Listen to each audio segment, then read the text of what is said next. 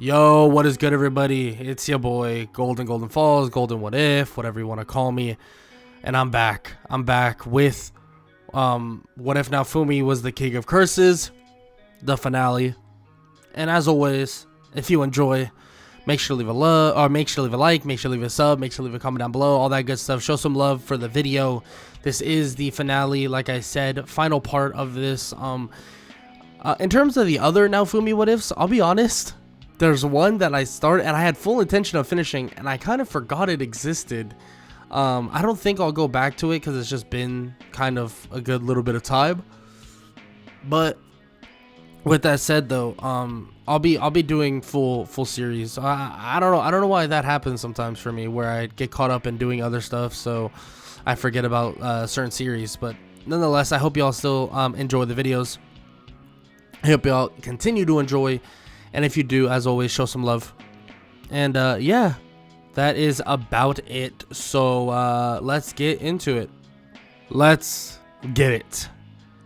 Naofumi Iwatani, with a combination of Sukuna, the king of all curses, has changed this world forever. Longer than you could possibly imagine, this world was saved by the heroes. But now it feels like the world is changing because of quote-unquote one of them. Sukuna and Naofumi are no heroes. It was actually kind of odd that they would have gotten summoned. Maybe it was the pure, misfortune of it, or maybe it was because of Melromark's greed to want all four heroes in one spot, leading to him appearing in a different country, and now they will be suffering the consequences. But still, is there a way for them to take down Naofumi? Stop anything? Well, the person that would be able to do this is Vittoria. Vittoria, someone so strong that it would be unimaginable to think that she would, even have trouble with Naofumi or Sukuna. But they are different, far different than you would possibly imagine than some regular hero, someone that already had such stored power before they even arrived. Lifetimes of power, just like Vittoria herself. It's not just a front. It is not just a look. The power that both Naofumi and Sukuna have is unknown to everybody in this world, so far unknown that they're building an army with very little people knowing a word, a lick of what they're even accomplishing in this short amount of time. In a matter of only 2 months, they already have accomplished proper world domination, or at least the means of doing so. But Naofumi and Sukuna want something else. The other three heroes, they want them molded for something different, molded for war itself so they can take over everything. But now here's the issue, the main issue. They're too weak. And on top of that, they'll be just death fodder. So how about they accelerate the process? They would arrive at Melromark, and they would begin searching for the heroes, eventually seeing all of the terrible things they have done, but frankly, doesn't really matter to Naofumi and Sukuna. They find them. They find, the three heroes, Itsuki, Ren, and Motoyasu. All three of them are heroes that were sent to this world in order to make peace, in order to save them from the waves, but they're useless. So why not make them not useless? Sukuna begins to fight all three of them at the same time. Blasts and super moves that they came up with are nothing in the wake of the army of curses and the king that follows. The king that leads the front of all of these curses. They would be tortured and then eventually killed. But that's not it. Their bodies would begin to manipulate. The power that they once held would begin to merge with curse energy, would begin to merge into a curse. something Naofumi and Sukuna did not expect to happen. One of them begins to change in a way that of only having one eye, changing his face, turning this flush white color, with his head turning into what looks like earth. Then it begins to protrude upwards, turning into some sort of volcano. His head would look so odd, as if it's some living landmark, and he would be extremely short. This curse would be resemblant of someone and something from Naofumi's and Sukuna's old world. With another one of the heroes, his eyes would disappear. Rooting out are some sort of tree trunks in a way, sparking upward toward the sky. But with that, his body would derange itself, turn itself into this grotesque looking thing with marks of black falling all the way down its skin. And for the third hero, they would look very, very human-like, growing this white-looking hair as the skin begins to crack and change, as if there's splinters within the skin, as if there's stitches aligning every piece of its skin, across right underneath the eyes, across the forehead, on his wrists, everywhere. And as Naofumi and Sukuna watch this, the changing of these so-called heroes into cursed spirits, he looks at them and asks them if they're ready to obey. It seems as if they are ready to obey, but they are not mindless creatures like some of these other curses. Taking on different personalities and different features is something resemblant of Naofumi's home world. But even they know the pecking order. They do not mess with Sukuna.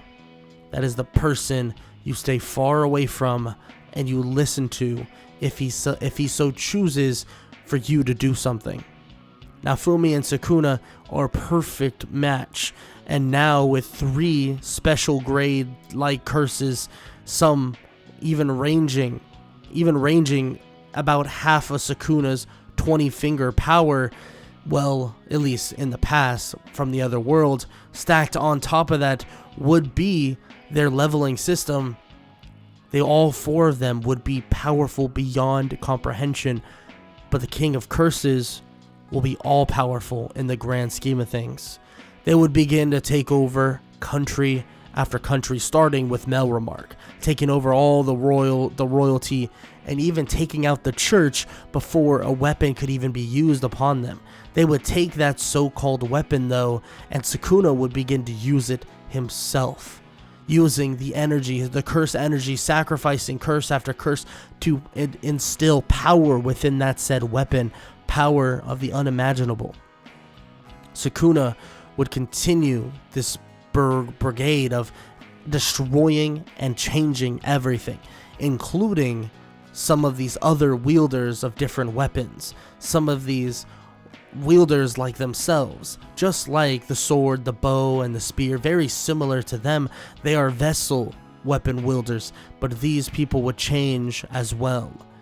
Curses that are extremely powerful would take their place as time would tick and time would go by. The wave that is soon to come will then eventually arrive. But before the arrival of that said wave, before Sukuna would gain even more power, Vittoria would come about. Vittoria and a couple of other of the vessel weapon wielders that are still alive and not completely encapsulated in the army of Sukuna and the King of Curses would arrive and begin to try and fight. Vittoria being the only one that even stands a chance, but even that chance would slip through her fingers in a matter of seconds. Vittoria dying in the process, becoming something so much more powerful, especially in the hands of Sukuna. This world is completely desolate, even faster than his other world, his previous world. The people that fought back were so much more competent, but now he's taken over everything. The power that this world has granted him definitely has backfired a whole great deal. So when the next wave would arrive, when the sense of the wave would cover the sky, when the purple in the sky would change and they would arrive at this weird island of some sorts, monsters leaping out of the water, well, Sukuna and his army of curses would see no threat. Not even when Lark, Therese, and Glass would arrive. 3 people that were said to be from another world, said to be completely different. Well, these people are nothing. Nothing compared to Sukuna and his army of curses, dying in a matter of minutes. Sukuna would play with his food just for a little bit as he would desolate everything. The huge giant lake that was there, the ocean, would split in 2. The power alone would be devastating. Glass, Therese, and Lark would fall in a matter of minutes, dying and joining the army of Sukuna, becoming extremely powerful special grade curses that would follow the lead of their king, the king of all curses. Naofumi and Sukuna, though, would continue to walk this path and continue to brigade every last bit. Eventually, the awakening of the spirit tortoise would come. But even this awakening would not be enough. It would be immediately cut down, eliminated, just out of pure instinct. There would be no familiar that would live very long. The familiar would die, including the spirit tortoise would follow soon after. That threat would be gone almost immediately, and the only threat next would be the ones of the other worlds. But is it really a threat? The king of all curses learns that there's even more worlds to conquer, even more worlds to walk through, control, to kill. Naofumi and Sukuna would believe that this is amazing. They can now massacre world after world. And if there are infinite amounts, well, they have a eternity to kill every last one of them and take over every last world.